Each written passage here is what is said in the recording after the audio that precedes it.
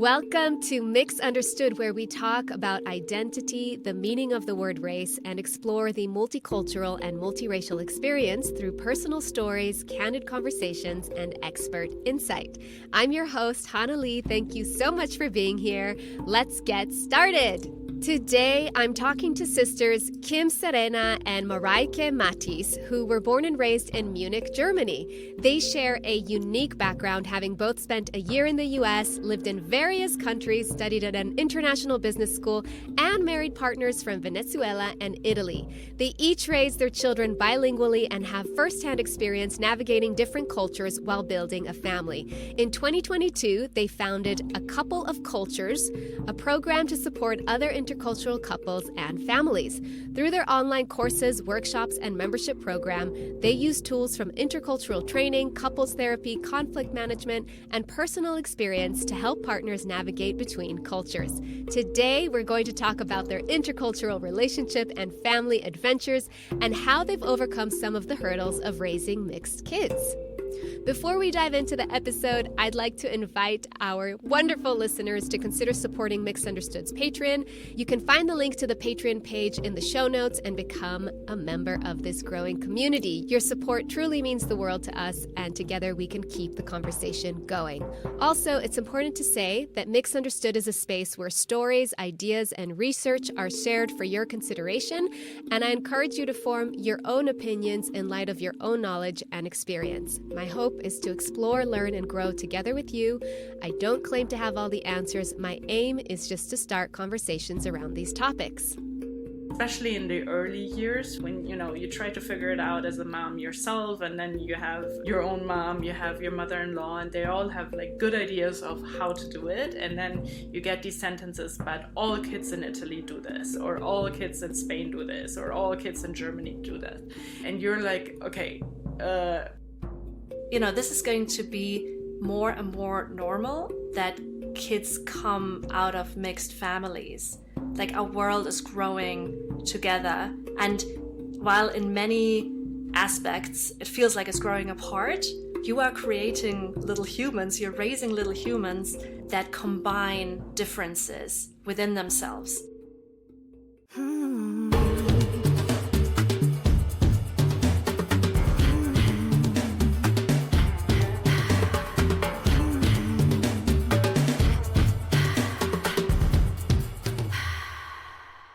Welcome, Mareike and Kim. Hi, thanks for having us. Hi, thank you so much for being here. It's late at night on a Sunday in Germany. The kids are down. You have 2 kids each, right? Yeah, 2 daughters each. Yeah. Yes, it's all girls here. Wow, how old are they? So mine are 8 and almost 6. And mine are 3 and 5. So they're really good bunch when they're together. Yes. You created one family. You kept the age distance pretty equal between the 2 of you. Yeah, it works quite well. It's actually quite cool because also the oldest one and the youngest one get along really well.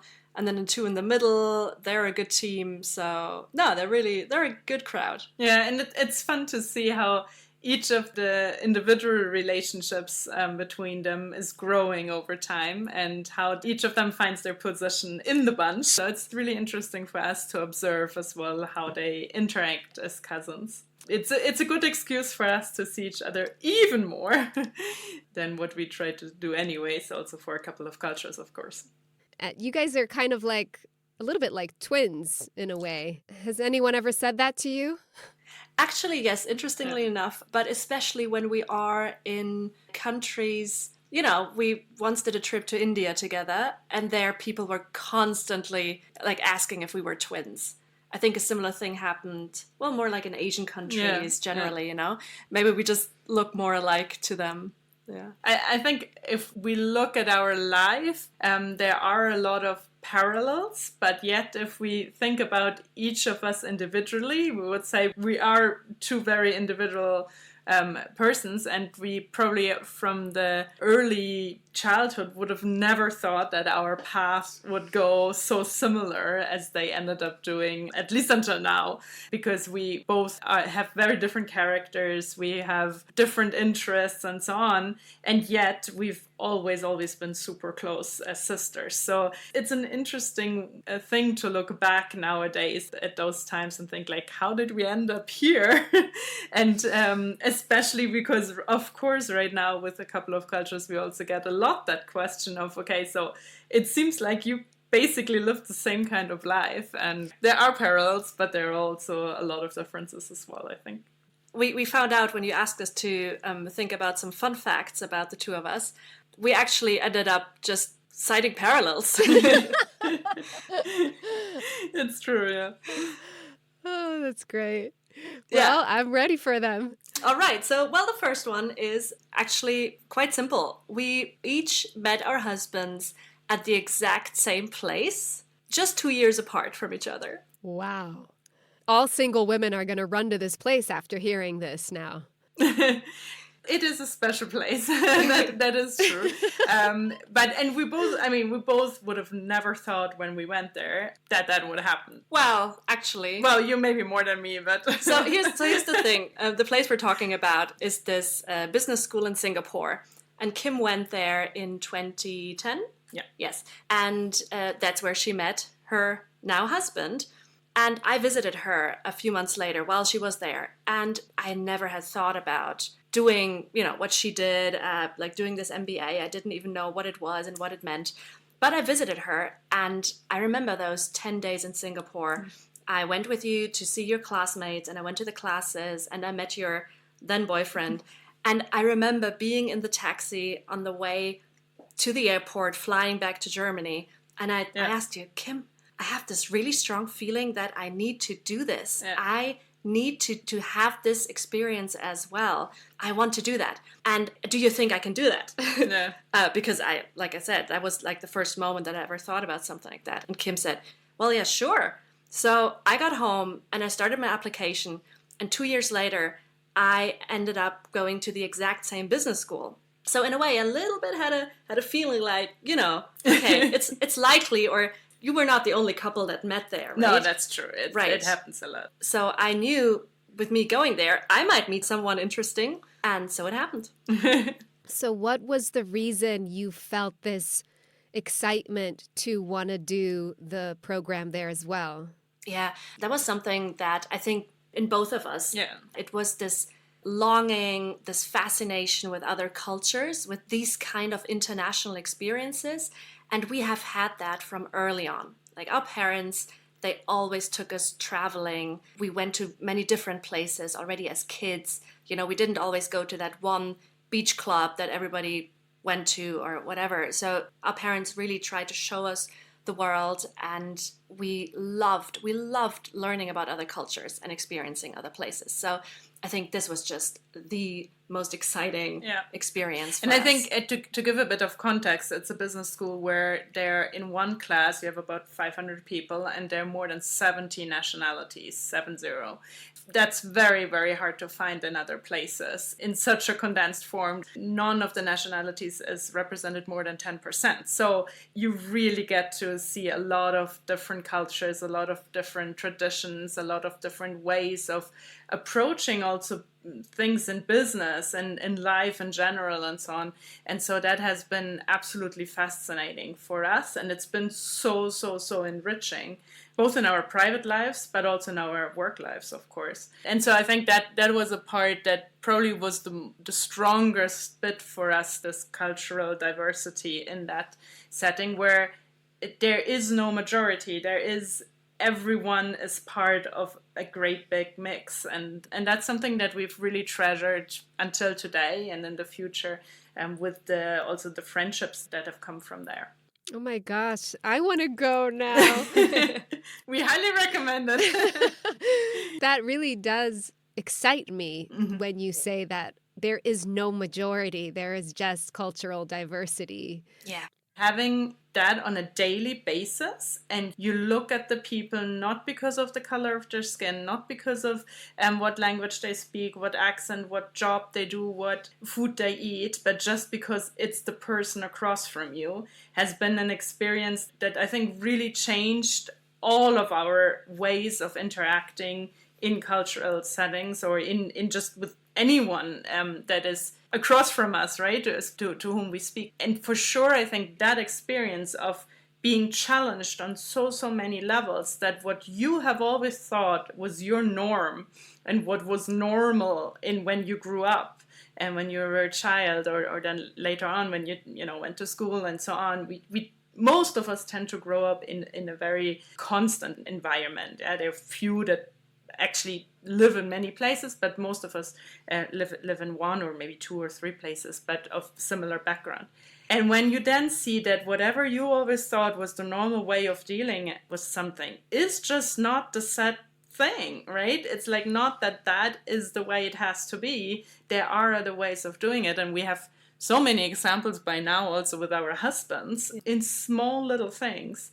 It makes you so much more, well, tolerant for sure, but also humble. I think, yeah, exactly. Humble is the right word, because you're like, my way is not the highway, right? I think that's really something that we've been able to take away, and that we also try to teach our children, because it's so important. I mean, we all live in a world where there's more and more mix of different things, of diverse things, and that's beautiful.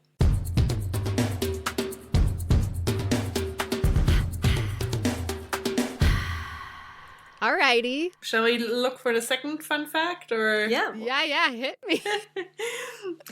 Okay, so the second fun fact that we thought about is that we actually have an American family. We're completely German. Our parents are German. We've always been just German.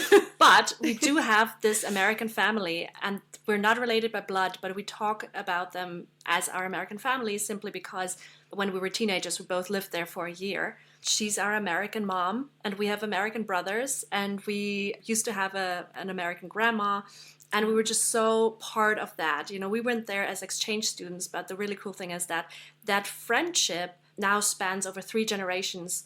Over 4 generations, By now you're right. It's 4 generations. You're right. Because when our mom was a high school student, she did an exchange with a girl in Minnesota, and that girl eventually became our host mom and hosted us when we went there. And our grandparents know each other, now our kids know each other, and it's just this beautiful friendship across the Atlantic that just keeps growing and growing. It's really special. Oh my gosh, that is, wow, I'm blown away by that. You're staying connected through the generations. Yes. What I love about it, there's so many stories on both sides of those different, also intergenerational connections of where our grandparents and her parents, so the oldest generation, basically, that there is, that the one side didn't speak any word of German, the other one didn't speak any word of English, but it happened that they spent an evening together because the younger folks went out. And when they came back, they found those 4 older people sitting around the table laughing and having had the time of their life despite not speaking each other's language. And there these kind of things are now, like with our children, they speak to our American mom. She knows German, a bit of German, and they try to speak some English words. And so it is really this comfort and willingness to exchange and to grow together despite distance and despite languages and despite different cultures. And it's really a really beautiful thing for us to have. Oh my gosh, this is making me emotional. It's so beautiful. Yeah, it's quite special, yeah. And who knows, I mean, you're still in the middle of the story. Yeah, definitely. And it's, we were just speaking actually with our mom, our American mom, when's the next time that we can see each other? I think there's this willingness to make it work. They started, our mom, like our German mom, our real mom, and the American mom, they started writing letters, right? There was no email, there was no WhatsApp, there was none of that. And they made it work throughout that. Obviously, it's much easier nowadays, but the willingness really to invest in that relationship is quite remarkable. I don't know what else you could possibly tell me at this point, but do you have one more? Yeah, there's one more fun fact that I actually just thought about today. When we were teenagers, so young teenagers, okay, so maybe I was 12 and you were 14 or something, we actually had a crush on the same guy, but we only found out later. Years later. Years later. Yes. Yeah. And I think that also shows a little bit our different characters, because I was super dramatic about it. I wrote pages upon pages in my journal. I told everyone. I was like writing poems. So I was very, out there and romantic and dramatic. And you just said nothing. So only after years, I think you said, oh yeah. By the way, I also had a crush on that same guy. But she just suffered in silence. Yeah, I think it does describe our personalities quite well. Mareike was always, also when we were younger, you were, I mean, if I say the clown, it sounds not in a bad way, but she was she is an entertainer, and I'm more like the serious big sister. So yeah, I think that's it was good that you reminded me of the story.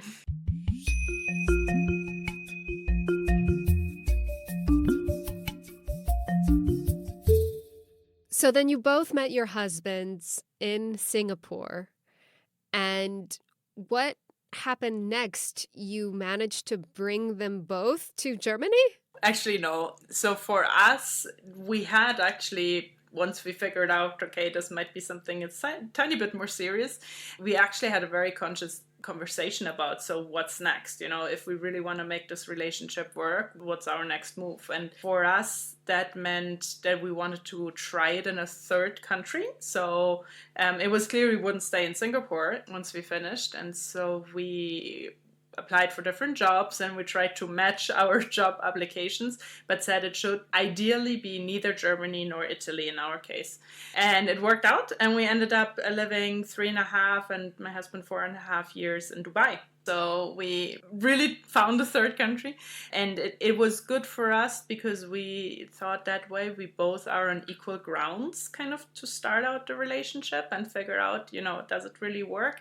And there's no home advantage. There's no, okay, it's exciting to be in my partner's country, and so I'm trying to adjust and do everything, and then all of a sudden notice, okay, that's not working. I mean, sometimes you don't have that choice, obviously, but we had the opportunity. And then after that time, because of job changes, it ended up that we came to Germany, and my husband also transferred here. He did some time in Italy when we spent some work time in Italy. So we also did a bit of long distance parts in there.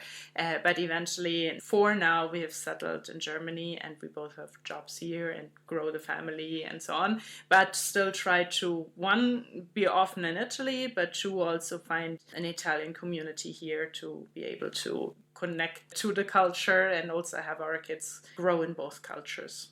It was a similar process for us. So once we knew this would go somewhere, we actually sat down with a whiteboard and literally mapped out the world and made a list of the continents and the cities that we could imagine to live in or not live in. And, came down with a list of, I think, 5 places, and then applied for jobs. And for us, luckily, Munich was the one that turned out to work for both of us.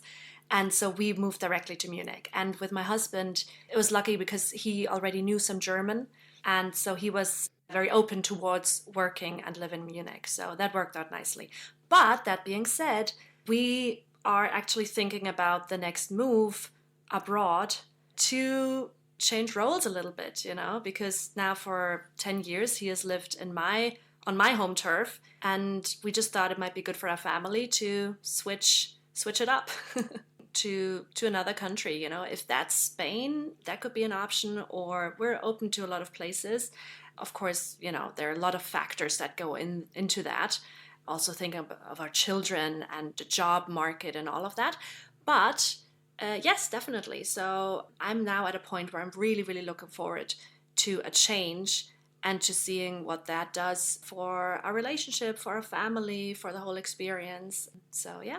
In a romantic sense, it's very exciting and like new country and all this. But when I think of what that actually means with 2 young kids to get up and pack up your life and just move to a new country. That is like, wow.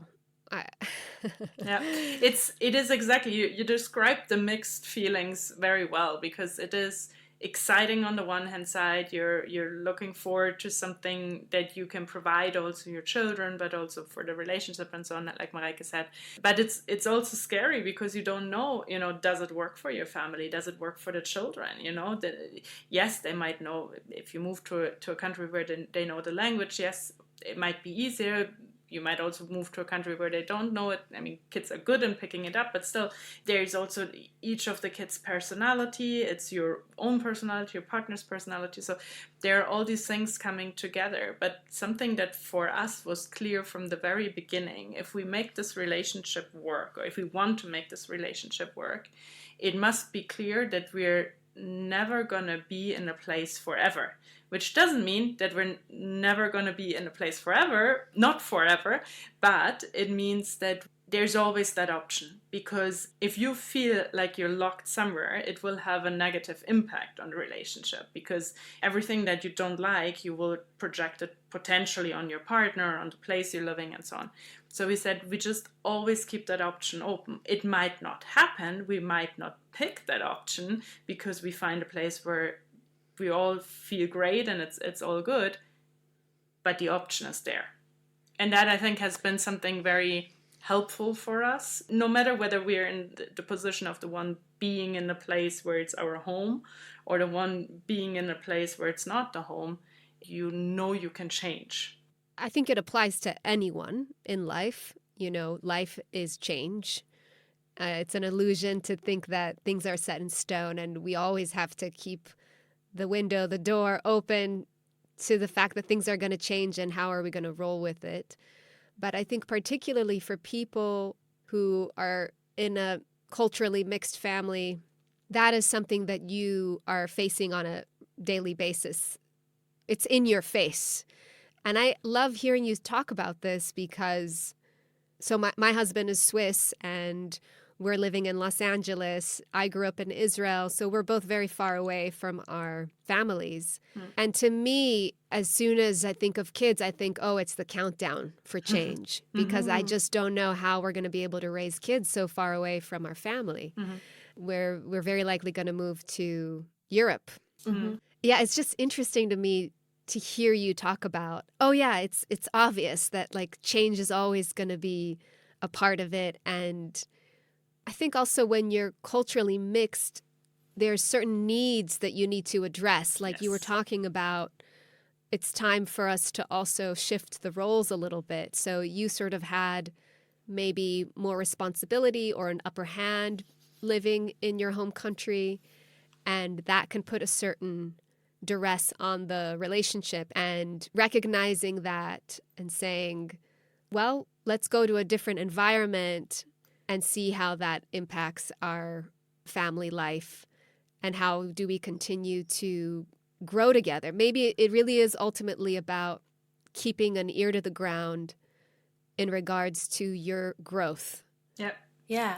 So I think 2 things. The first one is generally what we always say and what we always talk about with the participants of our courses, for example. Life happens in phases. And this is exactly what you also mentioned, right? So you always have to be open for change. You have to be aware that you might need to adapt because of the needs that you and your partner have.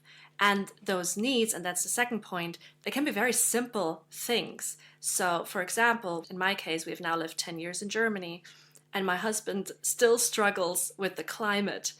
He comes from the Caribbean. That's where he grew up. He spent every weekend at the beach.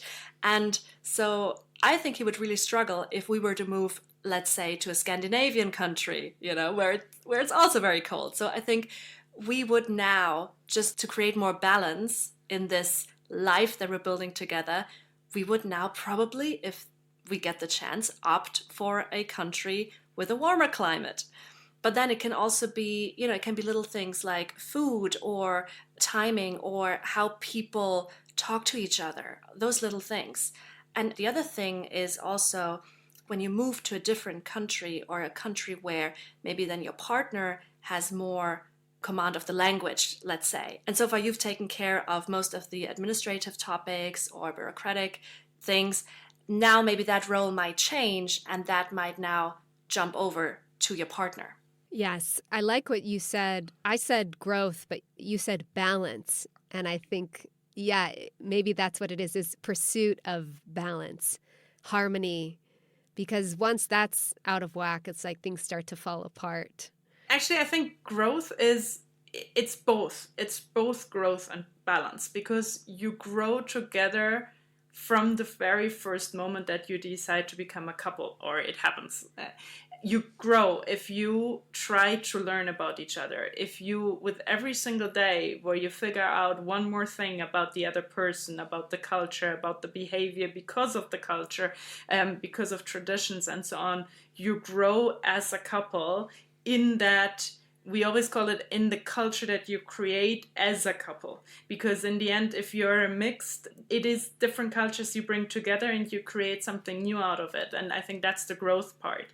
The balance part comes in when we talk about the needs, when we try to meet them, and then that obviously leads into the growth of how can we together make sure that each of our needs are met. And that might not always be at the same time. It's also because as individual persons, we go through different phases in life, right? If you become a mom, it's a completely different experience than if you have a career change. If you become a dad, it's a completely different experience than when you say, okay, I decide by myself to move abroad somewhere because I want to make that experience. So all these things together need to put together as a puzzle to make it work, and there are bits and pieces that will be added and maybe changed and maybe put in a different place, but in the end it becomes the story of your life together and your family. And so I think it's both balance and growth.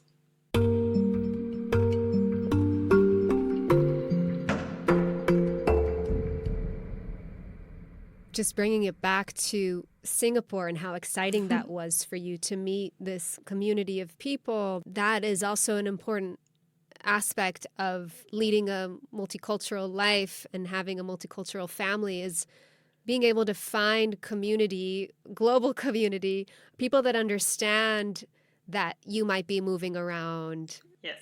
that's kind of potentially a normal thing, or understand that you spend a lot of money each year having to travel to different countries just to see your family or things like that.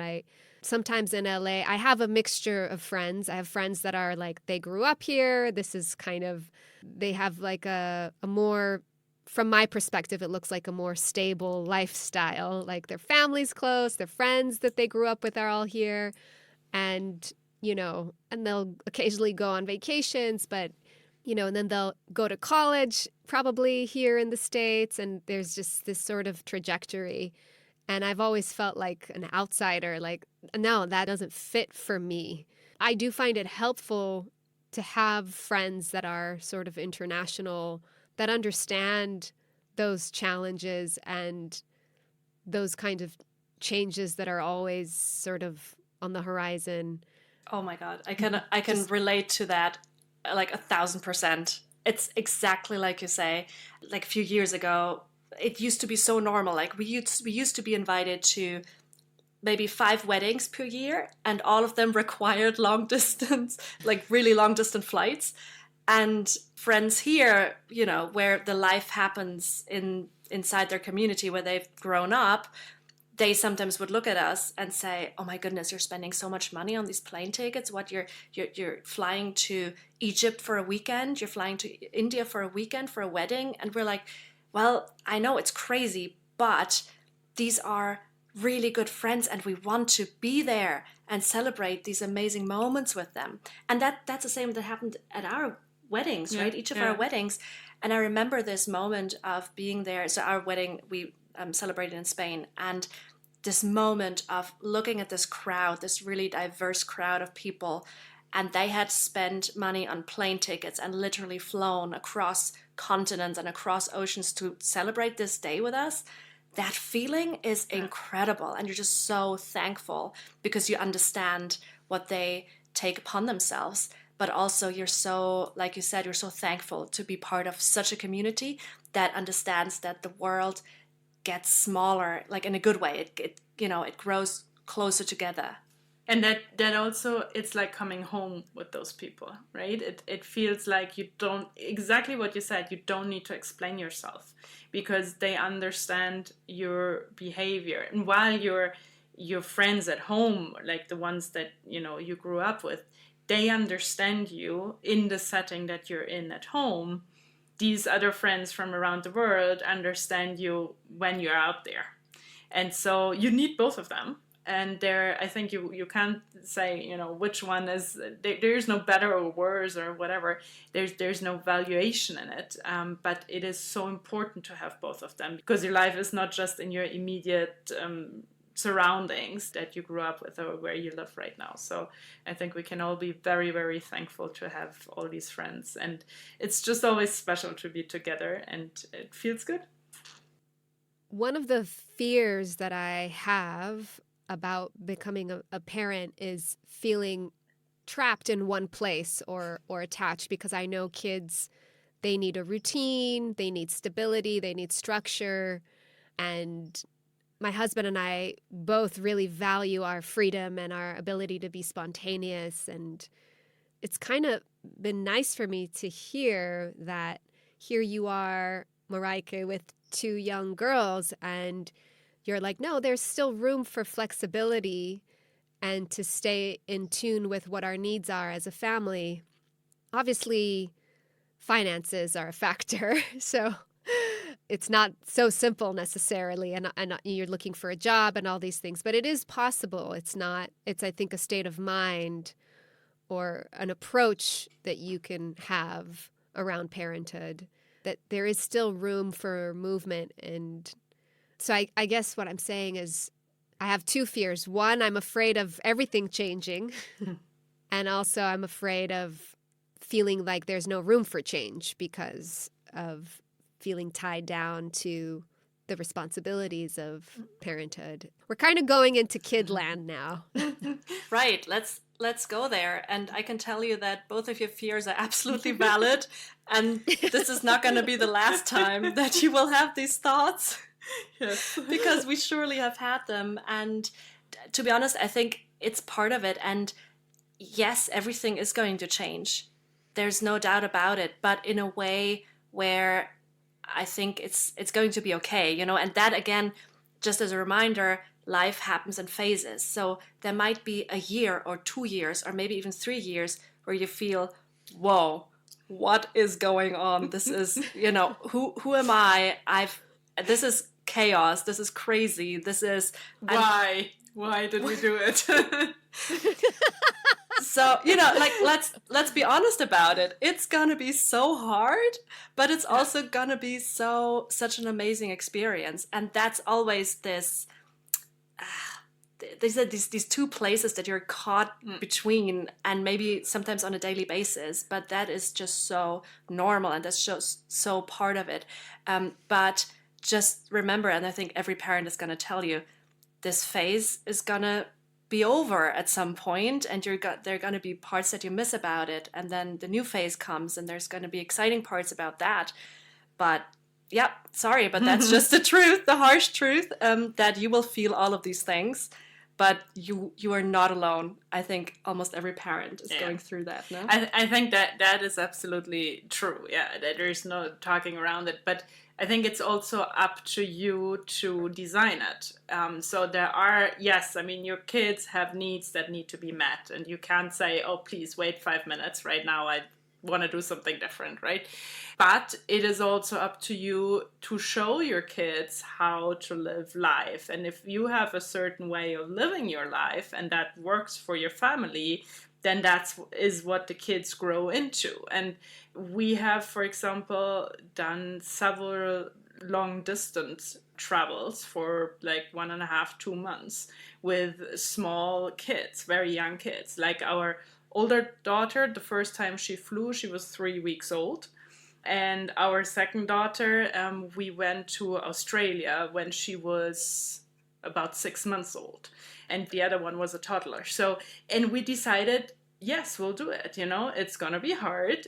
Time difference is going to be a mess for the first days. You adjust the way you're traveling. Obviously, when we're in two, we travel with a higher speed. We do more things in a day. We eat differently and so on. But you can, with a bit of planning, if that's something you want, obviously, I'm not saying that's what you have to do, but just to give you an example of, you can do things if that is something that's important for you as parents, to take your kids along. And our daughter, especially the older one that remembers a few more of those trips, she has very specific memories from those times, and often asks us, can we go back to that place, or can we do this again? And because she remembers them as family time. So what I want to say with that is, yes, all those fears are true. Yes, can be complicated and scary and exhausting and tiring and so on. But it's also a lot of beautiful things that you can do with it. And it's up to you to design it, right? So yeah, I think that's a bit the encouragement I want to give on that one. Don't go into it blindly, but also don't think everything is over. Thank you. Thank you for that encouragement. I'm curious, how, from an intercultural perspective, how did your lives change? How did your marriages change when kids came into the picture? Yeah, it's a good question. There are a lot of small things that change, and I think that is true for every couple that moves into parenthood. But then there are also general things that change and that you need to talk about. So before having kids, you need to talk about, kind of need to clarify the big questions, How do we deal with different languages? How are you going to speak to our kids? How am I going to speak to our kids? What about different religions, let's say? How do we view the involvement of our parents or in-laws? And that's actually a big topic that's probably, it's different for everybody, but it's probably gonna play a bigger role. The discussion will come up for sure. How do we now involve that generation, and what relationship do we want our kids to have with their grandparents of either side, let's say? And then generally you also need to think about, and this is what we definitely did, what relationship do we want our kids to have with those cultures that are part of them? How conscious do you want to be about it? And that is something that I find you sometimes see that, or you can tell the difference if a couple has consciously thought about that, or if they haven't, if they've just sort of gone with the flow. Either way might be, it's your choice. But I find there's a lot of great potential in equipping your kids with this cultural identity, or the cultural identities, that can be a massive gift for them, like a wonderful thing to have in your life. And if your parents give you that, then I think, let's say, cultural identity conflicts are less likely to happen. Yeah. If I think about our kids, like the biggest fear of my husband, for example, is that he says, oh, they're going to be German kids with an Italian dad. That's what he fears. If you ask our children, they will always tell you, I'm Italian and German. And they're super proud of saying that I speak to my nonna, I speak in Italian, and I actually speak the languages better than the two of you, because mom only speaks German well and a bit of Italian, and dad speaks Italian well and a bit of German. So they have a completely different approach to it, because we try very consciously, because we did have that as a conscious decision. In every situation, it doesn't always work, but then we try, at least the attempt is in every situation, we value both cultures in exactly the same way. And in the end, and that's also what we tell them, they have at some point the option to choose what to do, if they do something more German or if they do something more Italian, right?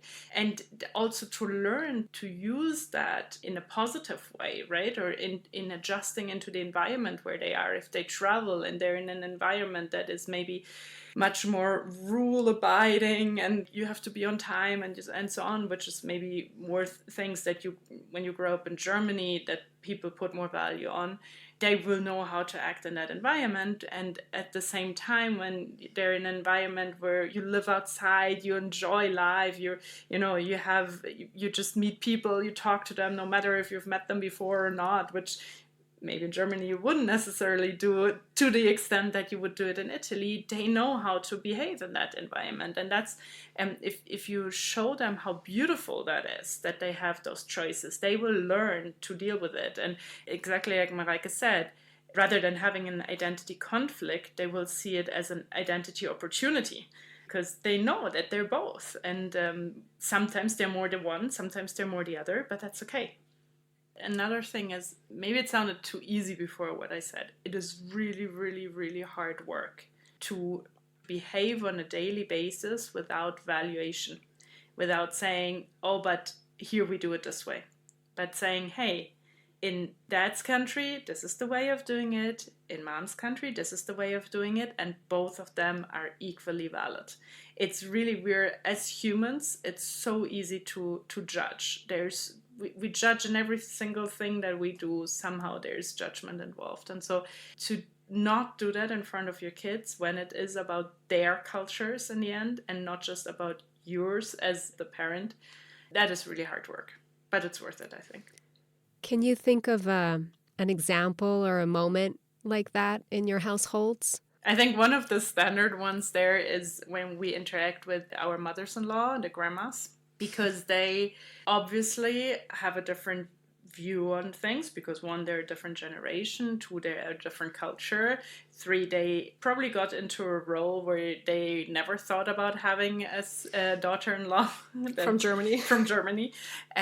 So there we do see a lot that, especially in the early years, when you try to figure it out as a mom yourself, and then you have your own mom, you have your mother-in-law, and they all have like good ideas of how to do it, and then you get these sentences, but all kids in Italy do this, or all kids in Spain do this, or all kids in Germany do that, and you're like, okay, well, here it's super important to cover the ears, because German moms are horrified about the kids having ear problems. In Italy, they don't care about the ears. Their biggest fear is that they get a cold belly. So what do you do, right? And some of these are just also urban legends, right? They have become such an integral part of raising kids in each of those countries that it is just not understandable how you could have your kid run around the ocean without a hat on if it's not like 40 degrees. And so, I mean, you have to learn on these things that, well, all the Italian kids grow up and all the German kids grow up. And most of them without really like any major problems on neither their ears nor their bellies. So it's really then it's about tolerance and about telling the kids, well, when you're with grandma decides on what's important. She has your best interest in mind, whatever she does. And that's, I think, one of the biggest things is really acknowledging that if your kids are with the grandparents, in I'm assuming all cases, can be sure that they have the best for the kids' interest as much as you do have as parents. And so being tolerant and thinking about, okay, maybe at home I do it differently, but when they're there, then I adjust to that. Or if there's something that's really important to you, explaining to your mother-in-law, saying, look, this is something that is really important for me. So on this one, please, I really ask you to, support me in that. And then there are other things maybe where it's more you. That's a dialogue you need to have. It's not easy. It's really not easy, especially, because even in the same cultural surrounding, that relationship is a tricky one, as everyone knows. But sometimes it's maybe, you have the chance to actually blame culture for it. And so you open up a conversation that in other situations you might not even be able to open up, and explain and be curious, try to understand why. Yeah, it took me forever to figure out why they were so scared about the water, that going in the water with a cold belly and so on, because I did not know about that fact, that it is clear for Italians that you get belly problems, as much as they did not understand why I would always put a hat on the kid. So those are the ones that we experience frequently. Or it's maybe, if we have things where the husband or the dad. So for example, for the dads, if it's about watching TV in our case, we watched very little, they watched a bit more. it's not necessarily even a cultural difference. Sometimes it's just also a family tradition or a personal preference. And so also decoding, what is it exactly, right? Why am I behaving in that way? Why is it something important to me? Why is it something important to you? And how do we find the middle ground on that? And explain it to the children. I think that's the key part, involve them, explain it to them, say, hey, it's perfectly fine if Nonna thinks this is important, then we'll do that, and that's okay. And here we do it differently, and it's cool, right? You can choose which one later on when you're older, you choose which one you want to do.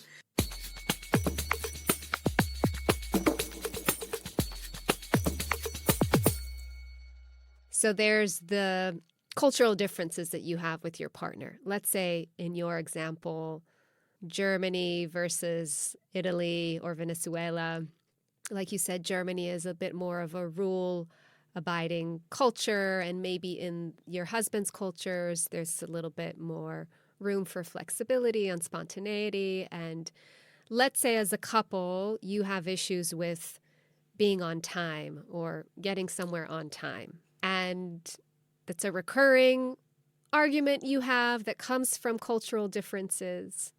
You're trying to get to this Christmas party and like you want to be there 3 minutes early, and your husband thinks being there, on time is 20 minutes late. I don't know. I'm just kind of making this up here a little bit. But you are basically describing my life. Exactly. I was going to say, there are questions from Mareike, no doubt. Okay. So saying all this, that now you have kids and you're trying to get out the door, and this cultural issue that you had as a couple is heightened because now there's kids. Mm-hmm. And how do you deal with those moments when your cultural differences are heightened because now you've become parents? So, like I said, you're basically describing my life because this has been so real for me, and this has been such an issue for me in the first years of my marriage. So before having kids, that has been a complete super big topic for us, until I asked myself, why is it so important for me to be on time? And I discovered that it was just something that I never questioned. And there the problem starts a little bit, right? So a partner from another culture ideally challenges you to question why you do things. Because we just do things, right? We do them automatically without really thinking about them, because we've always done it like that. And everybody around us does it like that. So why would we not do it like that? But then enters the person from the other culture and they ask, why do you do it like that? And suddenly you're like, I've never thought about that. And that was me, right? So suddenly I realized that time can be contextual, and that you don't always have to be on time, but you can be 15, maybe sometimes 30 minutes late, maybe. So, it just got more, it gave me more options actually. And I always say it gave me more freedom. So that's something that I realized. And now I'm very thankful for it because I can choose. Okay, so now coming back to when kids are involved. Yes, you said that the cultural differences are heightened, but I would argue, or I would encourage every couple to prepare for that before having kids, simply by practicing to give each other context. So what I mean by that is ask a lot of questions and give a lot of context so that you understand, why is this important for you right now? I can give you a concrete example. So now my husband and I, before, I don't know, visiting my parents or visiting friends or visiting his friends or whomever, we will give each other context. And that looks like, hey, so tonight, is it like a formal thing? Are we expected to be on time? Or does it matter if we're like an hour late? Or how do you think about this? And then I would say, it's, I don't know, it's this person's birthday. And so, it's like a nice thing. I would dress the girls up nicely, and we should really be there at 8.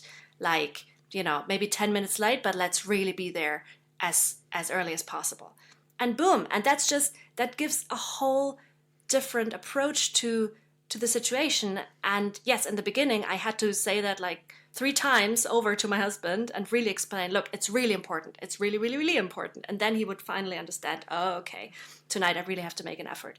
And that takes time and that takes practice, because you need to decipher these little ways of communicating with each other. But that's, in my opinion, the safest way to get there and to avoid these big blow-ups of situations where you're like, oh my God, yeah, everybody's going crazy and the kids inevitably as well. So it's just communication is key. Yeah, I think communication is key, and sometimes you can't foresee them. And then feedback is key. So like, take those situations, you will get through them one way or another, but take the time and say, like on the way back in the car or the next morning at the coffee or whatever, and say, hey, what happened? Let's debrief. Let's understand. Why did you react that way? Did you just have a bad day and that helps understand where things come from. Again, from your personality, from your culture, from a specific education maybe that your parents brought to you, but it helps then your partner understand. Sometimes, like Mareike said, it starts with yourself understanding and questioning, and then figuring out how do we deal with this together. And there will be so many examples that there will be always an opportunity for the one to go a bit further in the direction of the other one and vice versa. Because in the end, it will end up being somewhat a compromise. So in a positive way, right? And not having to give up, but to learn and figure out a new way of doing it, like Mareike just described. So I think that's where the communication, where the feedback, the debrief, the analysis of the situation, in whatever form and shape works for you as a couple, is key. But you know what's really cool is that by now, every time we have one of those moments, afterwards, my husband and I, we feel like we've accomplished something. Mm-hmm. We have the sense of, cool, we just understood something new about each other. We just learned something, which means we grew as a couple. Yeah, it goes back to the growth that you mentioned before. It's like, it's the same for us. And we have said many times, part of our relationship is that we will never stop learning. We'll never stop learning about each other, about each other's culture, and figure out things, because again, those phases in life, they change. And so while we're now maybe, are on an easier path in the parenthood because we have had a lot of questions in the early years that we answered, the next phase, when it's about maybe careers again and how do we, approach our middle phase of our lives, there will be different challenges, different questions, different ideas, and so on. And so it's just an ongoing thing, and it's a journey that you do together.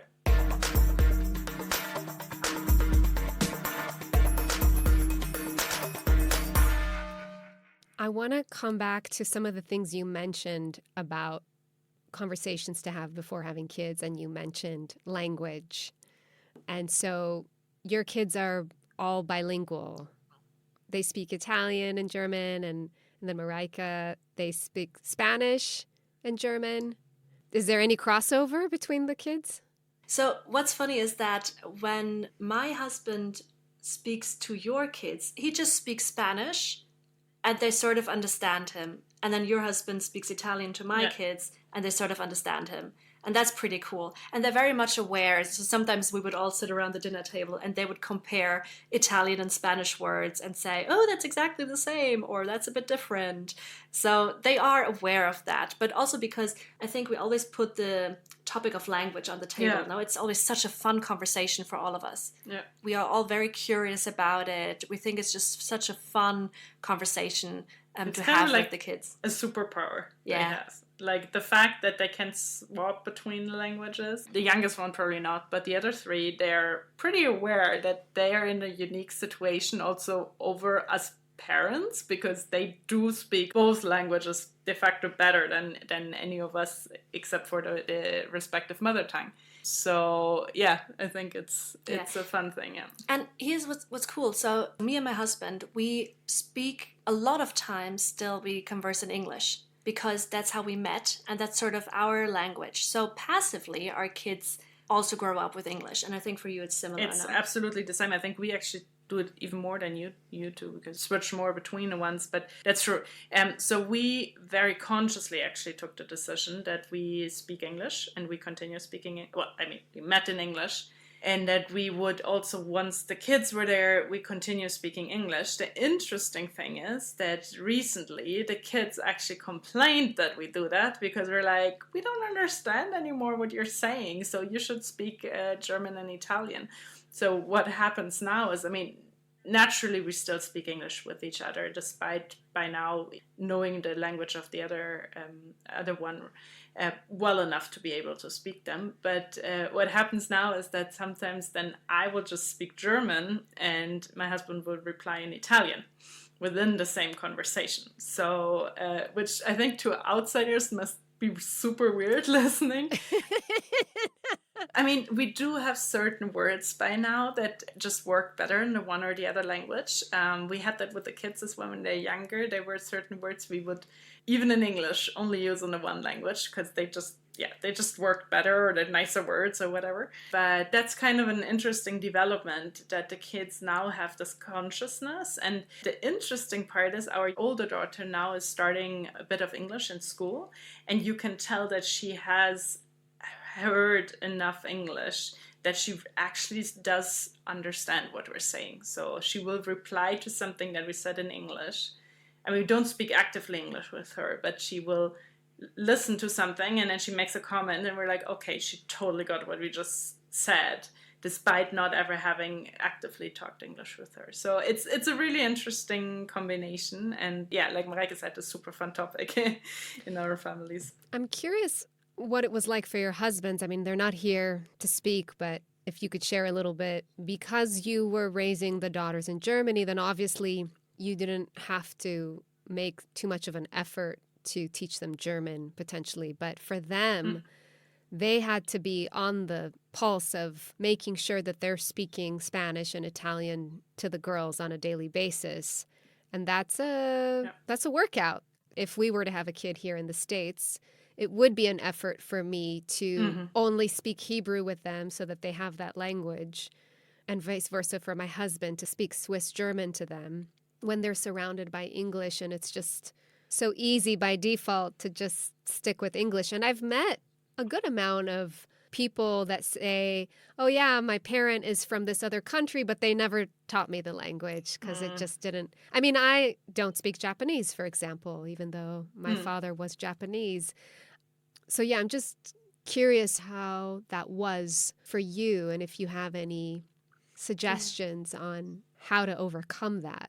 Yeah, so I think you just mentioned all the reasons why it can be very hard to transmit your language to your child because of certain circumstances. So, and that was also one of the biggest fears of my husband and yours as well, being, living in Germany and not being the dominant language. So we definitely had that conversation before having kids, and that is something that I would really recommend. You have to be conscious about it. You have to take a strong decision about it. And we decided I would speak 100% German with the kids and he would speak 100% Spanish with the kids. But then add to that was actually me insisting on sending the kids to a Spanish kindergarten, because I said, yes, you are not around as much, so let's try everything to expose them more to your language. And that has been one of the best decisions ever. Also, because surprisingly, and we just didn't see that coming, but it's actually quite obvious, because we won a community with that. We are now part, thanks to sending our kids to that kindergarten, we're now part of a really, really cool community of parents who are all in the same situation. They're all, like most of them, Spanish German, Venezuelan German, Cuban German, whatever combination there is. And it's so much fun. It's so cool. And the kids speak Spanish on a daily basis. Also, my Spanish has improved immensely thanks to that, So that's a really cool thing. And also, for example, what I did, especially when they were very small, I made a point of playing Spanish music to them. Because it was like, okay, well, Dad's traveling this week, but you know what? I can put on Spanish music. It doesn't hurt. Or let's watch that TV show in Spanish. So even the partner who has a dominant language can still support the minority language. And that's something that I think most people forget, that both can play a role in there. Yeah, and without having to be fluent in the respective language. And it's very similar for us, because we also founded German-Italian kindergarten. And so basically when they are in the daycare, they have exactly the same setup as we have at home. They have certain teachers that speak only German with them. They have certain teachers that speak only Italian. And I mean, that's been something that we've been super lucky that we have had the possibility to send both of them there. Same as Mareike said, that comes with community. And that's something I would encourage everyone who wants to go on the path of introducing the language that is maybe not so dominant around them, is to find those opportunities. We have a whole bookshelf of Italian books and a whole bookshelf of German books, and they can read it. What we tend not to do is that I read Italian to them, and simply to not give conflict with what they speak with me. But we've had situations where they really wanted to read that book, and then I said, oh, but I can't read it because, you know, it's in Italian. And then that's the one that Dad reads to you. And then my daughter would say, oh, Mom, that's okay, you can try. and then I was like, okay, but I might miss. And then obviously they're super excited because they see, okay, Mom also makes an effort to learn the language, and they know that it's not my language, so they can very clearly differentiate.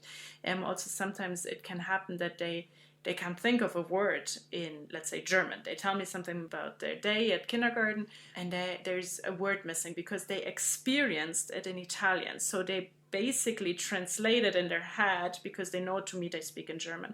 And I can tell, okay, they're waiting, like they're trying to figure out what's the right word. And then I'd say, you know what, tell it to me in Italian, and then we figure it out together. So there's so many small ways where you can support each other in introducing both languages and avoid that conflict of, okay, there's one that's more present or not. I think the key thing is you need to decide up front and then stick with it. Otherwise you confuse them. And what I thought was interesting as well, there's friends of ours, they lived a concept where it was not necessarily the person that they connected it to, but the location. So at home they would speak in a certain language, but as soon as they go outside, they use the language that is spoken in the environment, because that way the kids didn't feel like, okay, we're speaking different, nobody understands us. So there's also a lot of research, and there's so many different methodologies or concepts that you can look for and try to figure out what works best for you, depending on how many languages are in the mix, what's the setup, you know, living in a certain country, living in a third country, and so on. So I would encourage to actually do that research. There are also books on it and so on, and then figure out what works best and then stick to it.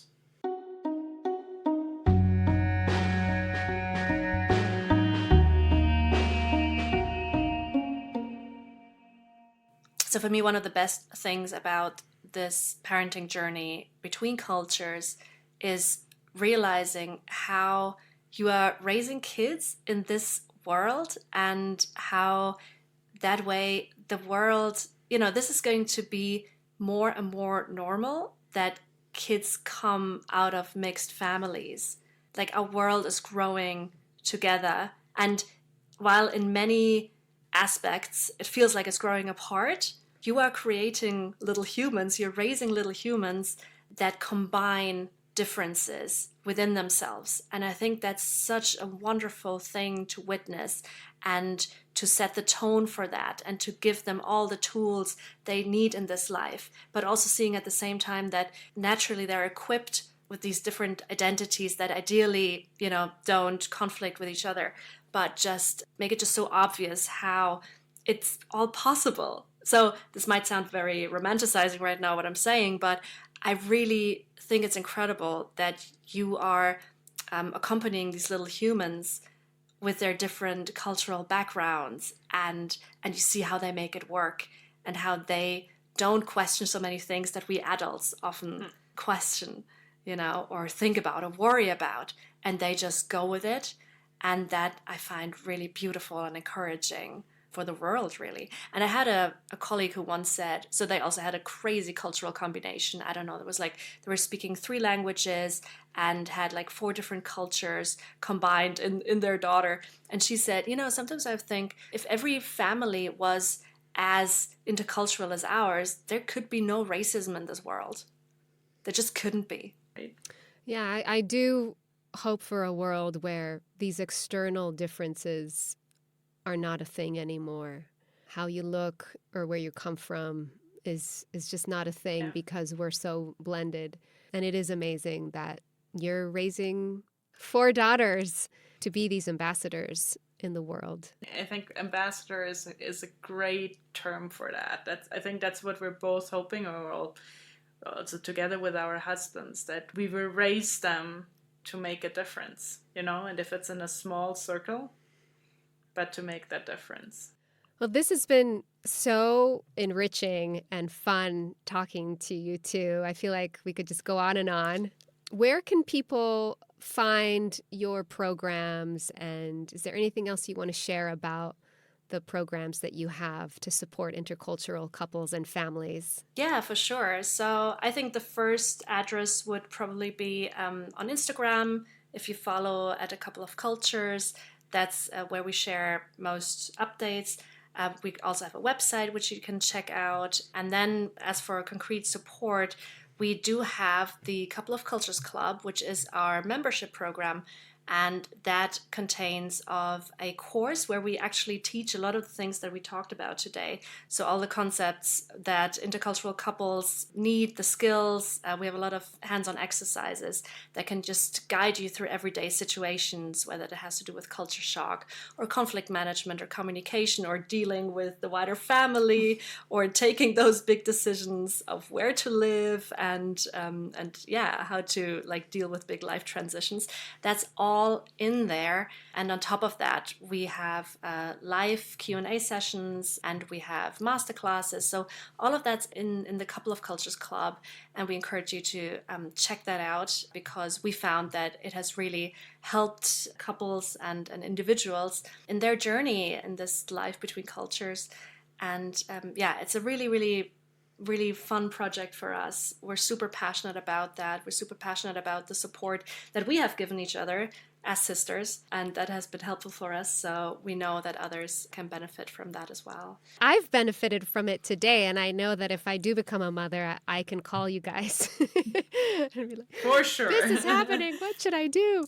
Ooh, exciting. So I feel really privileged to have met you, and you make it look so natural and organic, like just living this sort of lifestyle. Like you're totally up for it. It's nice to see that it is possible, and to not only lead this flexible intercultural marriage, but also family, and also just have the flexibility to keep growing and, like you said, traveling and moving and doing whatever it takes to, as we were talking about earlier, find that balance and continue that growth together.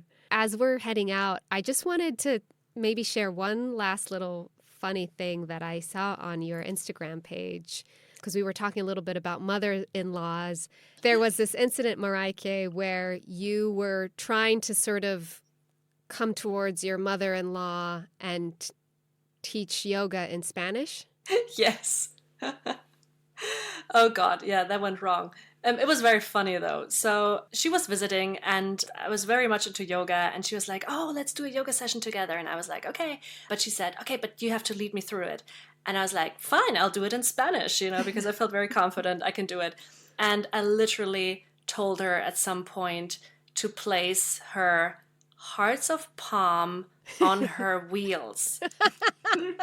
She just burst out laughing, and she just, it was just so funny. And I found out that wheels are not, I had the wrong word for palms, so for your hands and for your knees.